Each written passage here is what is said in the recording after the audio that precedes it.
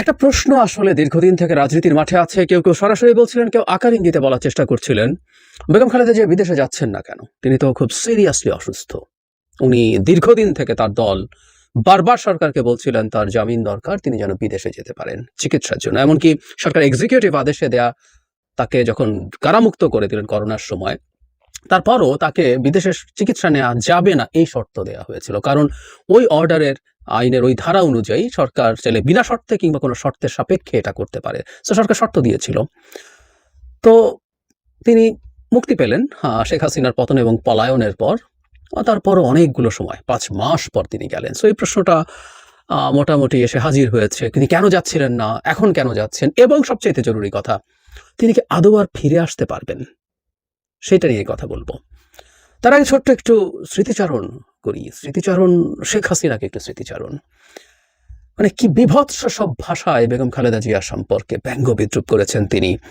গতকাল তিনি যখন খালেদা জিয়া যখন লন্ডনের উদ্দেশ্যে রওনা হচ্ছেন, স্বতঃস্ফূর্তভাবে রাস্তার পাশে লাখ লাখ মানুষ তাকে দেখার জন্য দাঁড়িয়েছে, তাকে সমর্থন দিয়েছে।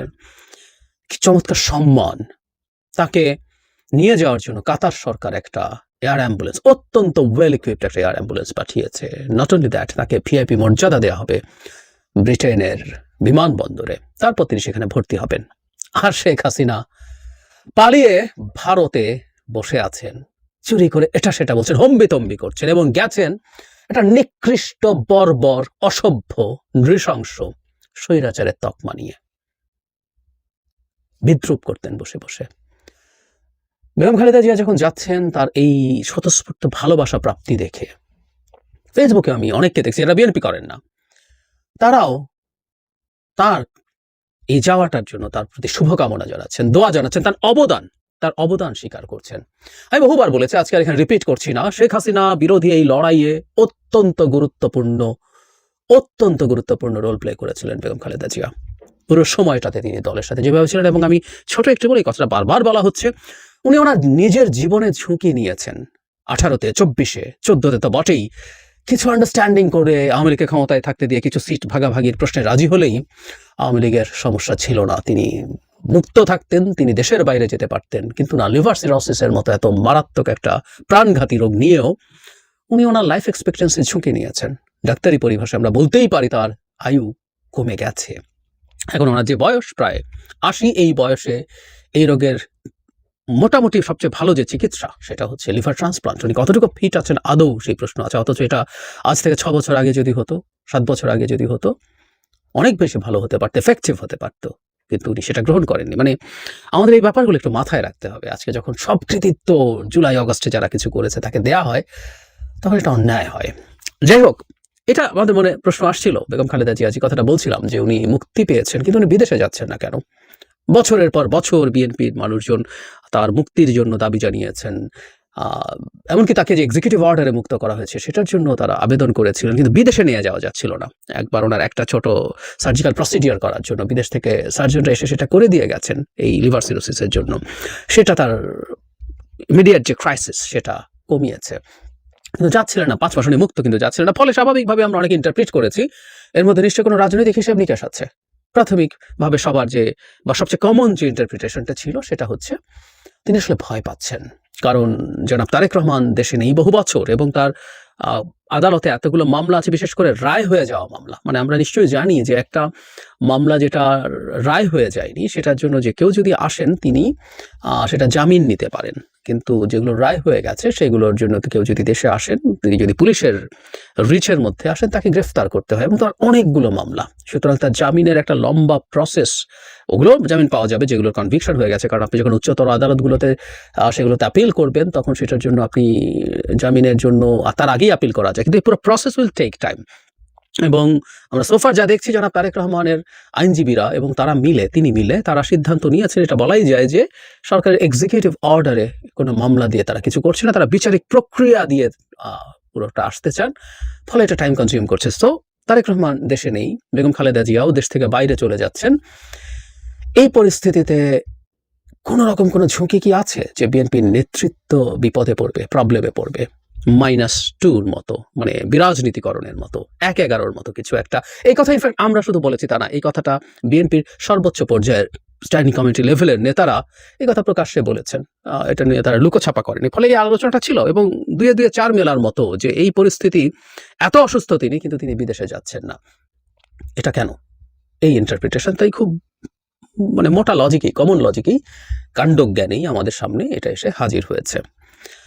আরেকটা কথা একটু বলে রাখা খুব জরুরি, সেটা হচ্ছে এই যে বেগম জিয়া গেলেন না, মানে ওনার এই যে না যাওয়া টেন্ডেন্সি, এটাও একটু ছোট্ট স্মৃতিচারণ করে আমরা আসলে ওই জায়গায় আবার আসবো। সেটা হলো 1-11 সময় 1-11 সময় শেখ হাসিনা চিকিৎসার নাম দিয়ে ভেগে গিয়েছিলেন। ওনার ভেগে যাওয়ার টেন্ডেন্সি আসলে পুরনো। এরপর বেগম খালেদা জিয়াকেও আসলে বাইরে পাঠিয়ে দেওয়ার চেষ্টা হয়। তিনি যখন যান না, তখন শেখ হাসিনা আবার ফিরে আসেন, তাকে দেখে সাহস করেন। সুতরাং বেগম খালেদা জিয়ার মানে মৃত্যুর মুখোমুখি দাঁড়িয়েও শুধু তাই নয়, উনি ওনার দুটো সন্তান, একটা সন্তান মারা গেছে, তার মৃত্যু তিনি দেখেছেন। একটা মায়ের তার সন্তানের মৃত্যু দেখা ভয়ঙ্কর ব্যাপার, আরেক সন্তানের কাছ থেকে দীর্ঘ সময় দূরে। সুতরাং আর এই ব্যাপারটাও তিনি নিয়ন্ত্রণ করেছেন। যখন মুক্ত হয়েছেন তারপরে 5 মাস ছিলেন। সুতরাং আমরা এটা ধারণা করতে পারি যে কিছুটা কনফিউশন হয়তো বা ছিল। এখন পরিস্থিতিতে কি দাঁড়ালো? এখনো কেউ প্রশ্ন করতে পারেন তিনি যে এবার গেলেন, আসলে কি দাঁড়াচ্ছে ব্যাপারটা? বাংলাদেশের প্রেক্ষাপটে পারিবারিক রাজনীতি একটা বাস্তবতা। এটা খুব ভালো বা খুব খারাপ আমি তর্কে যাচ্ছি না, কিন্তু এটা ঠিক এই দলগুলো টিকে থাকার জন্য এই ধরনের পারিবারিক ব্যাকগ্রাউন্ড ছাড়া আসলে টিকে থাকা প্রায় ইম্পসিবল হয়ে যায়। সো এটা এক ধরনের প্রয়োজনীয়তাও। ফলে যেটা হয়েছে, এই জিয়া পরিবারকে যদি এই দল থেকে সরিয়ে ফেলা যায়, সম্ভবত বিএনপি দল হিসাবে ইন্টিগ্রেটেড হয়ে টিকবেও না, এই সম্ভাবনাও খুব আছে। ফলে এই আশঙ্কা বিএনপির নেতাকর্মীদের মধ্যে বা অনেকের মধ্যে থাকবে, কারণ আমরা যারা ওই দলটা সমর্থন করি না, ওই দলের মানুষ নই, কিন্তু সেই দলকে সমর্থন করেছিলাম অন্য কারণে, মানে ভোটের কথা বলছি না।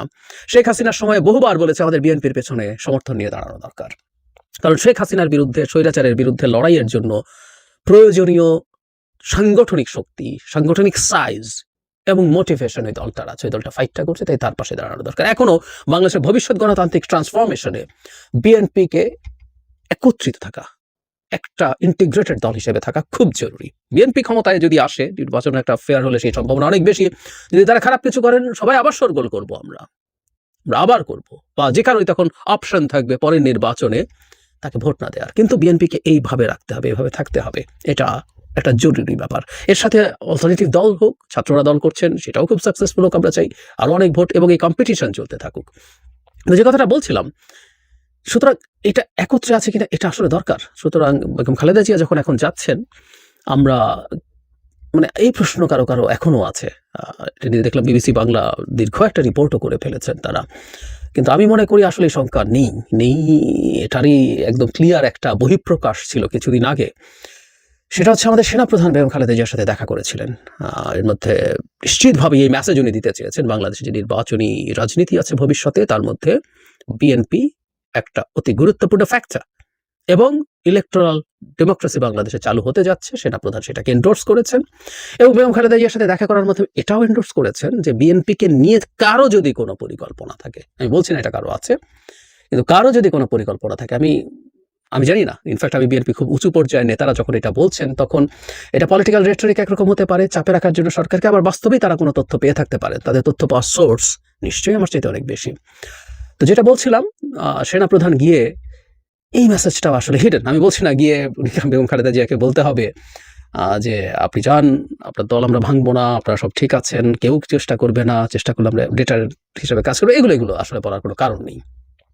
কিন্তু উনি যে গেলেন, এই যাওয়া ইটসেলফ এই মেসেজটাও আসলে দেয়, এটা আশ্বস্ত করে যে বাংলাদেশে বিএনপি এক্সিস্টিং চেহারায়, বিএনপির কোনো পরিবর্তন যদি প্রয়োজন হয়, বিএনপির আর কোনো জায়গায় যে সংস্কার প্রয়োজন, এটা দলের ভেতরে বা দলের বাইরেরও, মানে কেউ বলবে যে বিএনপির বাইরে বলা যাবে না, বিএনপির বাইরের মানুষও বলতে পারেন যে দলটা বাংলাদেশকে শাসন করবে, তার মধ্যে জনগণ কি ধরনের পরিবর্তন দেখতে চায়, সেই আলাপও তারা করতে পারেন। কিন্তু সেটা এইভাবে হবে, কোনো গায়ের জোরে 1-11 মতো করে কোনো কিছু হতে পারে না। আমরা নিশ্চয়ই মনে আছে আমাদের 1-11 সময় বিএনপির ওপরে সবচেয়ে ভয়ঙ্কর চাপ তৈরি করা হয়েছিল, এবং সেখানে বিএনপিকে ভেঙে ফেলার চেষ্টা করা হয়েছিল, এবং বিদ্রোহী সকল সংস্কারবাদী অংশটাকেই তাদের প্রতীক বরাদ্দ দিয়ে দেওয়া হয়েছিল। এবার সেরকম ঝুঁকি আছে? আমি মনে করি সেরকম ঝুঁকি নেই।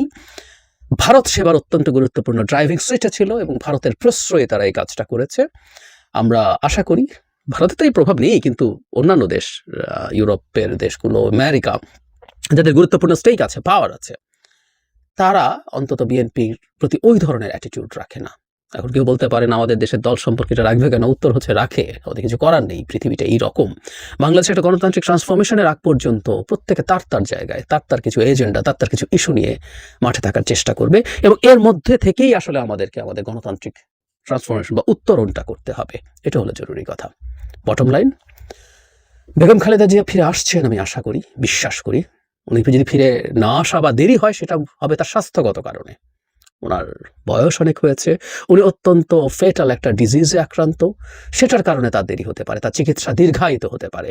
কিন্তু এই সরকার তাকে আসতে দেবে না। তারা ১-১১ মতো পরিস্থিতি করে বিএনপিকে, জিয়া পরিবারের নেতৃত্ব শূন্য করতে চাইবেন।